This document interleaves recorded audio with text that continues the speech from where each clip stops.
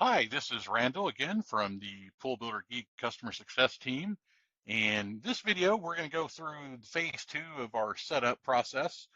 This is construction setup.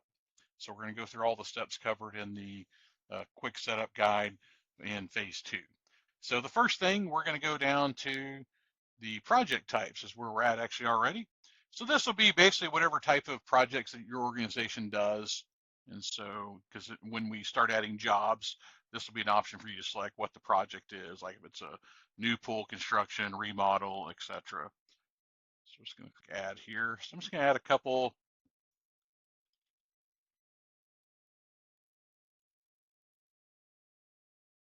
Create that. Just simple as clicking the add button. Just do, remodel. We'll just call this pool and spa remodel. Real simple. So we've just added our project types here. Next thing that we're going to go to is where you add your contractors. So that's going to be under contacts. So the reason why I'm showing this first is because when we start adding phases, you'll be able to add these subcontractors into a particular phase default to that particular contractor. So we're just going to hit add right here.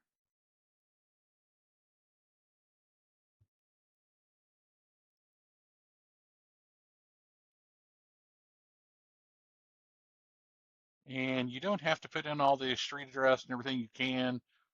And contact, we'll just put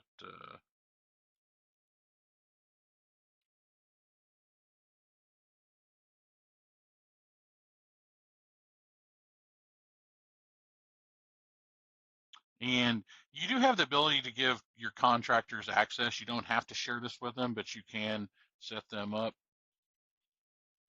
So we'll just go ahead and once you're ready for them to see phases and everything, you can set them a user profile right there. So I'm just going to create that. All right, looks like there's already a username, somebody with that in here. So we'll try this, see if that's taken. There we go. All right, so we've added that. So we've added a subcontractor. Next thing we're going to go to is down to your templates and phases. And so we're going to start by going to our job phases first. Now, when you first start your organization, we usually try to add a few in here. If there's not any in here, if you click on library right here, it'll show you the ones that are available.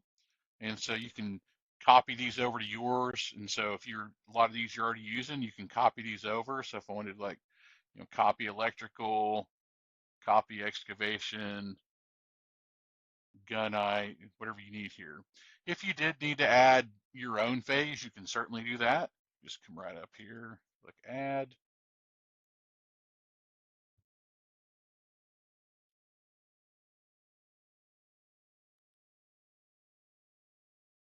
And then we'll get into checklist a little bit later, but you can come back and add those in here. And if you want to assign this to a subcontractor, do this right here. You can also add, assign these to an employees as well there. So create that. And then, so that's adding phases. So basically, whatever phases you're doing, we basically add all those. I'm going to show you a little trick here that might cover some of these basics for you that we already have. So again, I did show you that in our library, we have phases you can add. We're going to jump up to job templates here. So typically, we would add in, call this our new template. Sorry, let me back up there. I'm just going to hit add.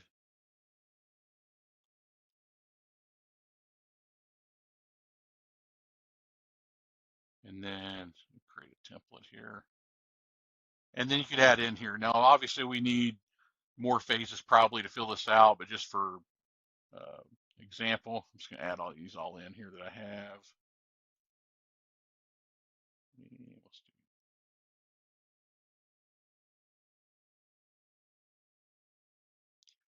Now, for this example, this is not fully built out template that you would use, but I'm going to show you a trick that we have here, or just a feature we have.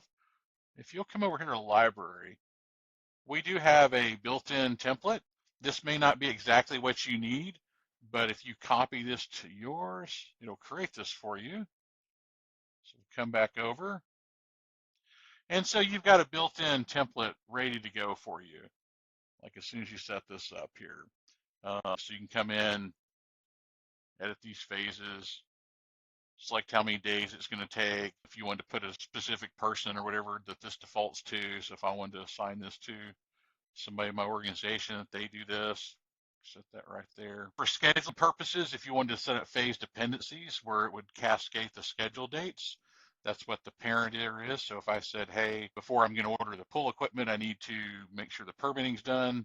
So if I open this up and we'll set the parent as permitting, and I can go all the way down the line there. So when I start using this template, if I want to update all my scheduled dependent dates, I could do that based on the phase, the days that it takes to complete these phases and set that up. So that's setting up a job template. And again, you can create your own or use one that we have built in here already. Add your own phases in, whatever you need to do there. Okay. Next thing we're going to go to is draw schedules. So this is just like the job templates in the sense that we do have some built-in, actually we do not here, get some added. We'll just create a draw schedule right here.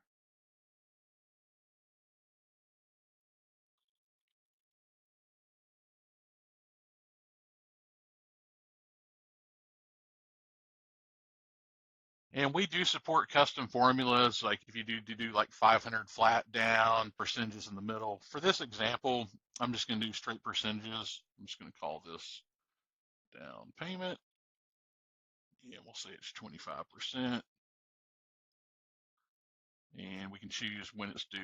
Maybe it's due before permitting. And this will kind of show you that, hey, this is not equaling up to 100%. So come up here and we'll just keep it simple for this purpose. And we'll say we need this before excavation. And we'll do one for gunite.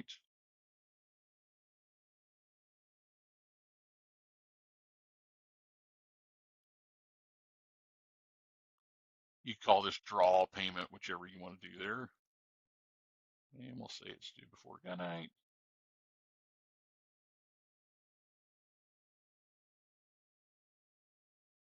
And we'll keep that theme up here. We'll say this is the final payment, 25%. And we'll say it's due after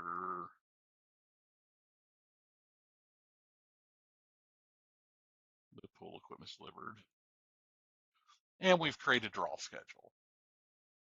And if you have any questions on creating ones with like using down payments and percentages and everything, just let us know. We do have some documentation on that as well.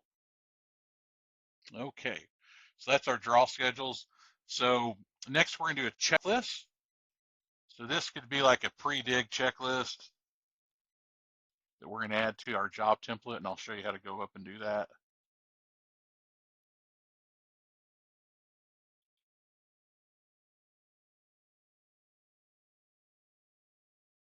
And we'll just add an item here. We have several different fields you can add. You can add in like the date, time, a drop down, multi-line text, or yes or no. You can put here like is as permit been posted. And whatever you need for your questions that you're using in checklists. If you want to make that required, you can do that right here. Just going to create that. And then again, I'm just going to add just the one example there just for this video. And then next we're going to go through is your user selections. So just come down here and we call this like material selection.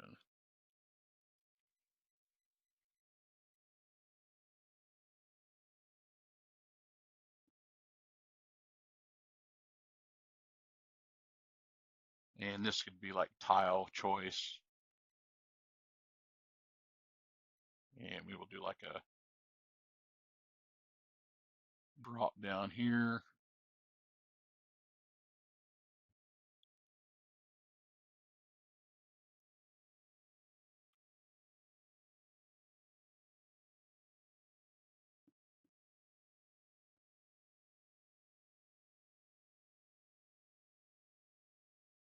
And then you can basically add in all your selections there.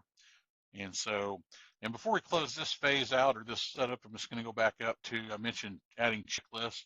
And if you go through all these steps, again, some of this, if you're watching it halfway through, may not make sense, but if you go through this, you'll have everything set up that you need.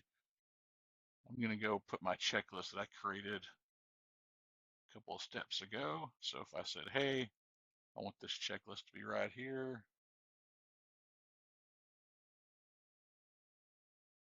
And we do have the custom fields there too. So if there's some additional information you need, so before we close this out, I'll show you that as well. So I'm going to come down here. And this could be like property information.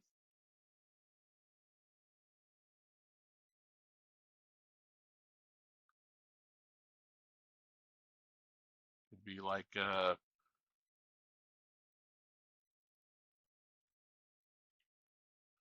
tree clearing, something like if anything needs to be cleared on this, like yes or no. You could put in like a permit number, whatever, again, whatever you're using that you need to use on a particular job field that you want to see. So I'm going to come back up to our job template. And again, just go right back in here, edit that, and add in our custom fields. And then once we add a job, this will add those things in there for us. So these are all the steps covered in phase 2. I hope this has been helpful. Any feedback you have, just please let us know.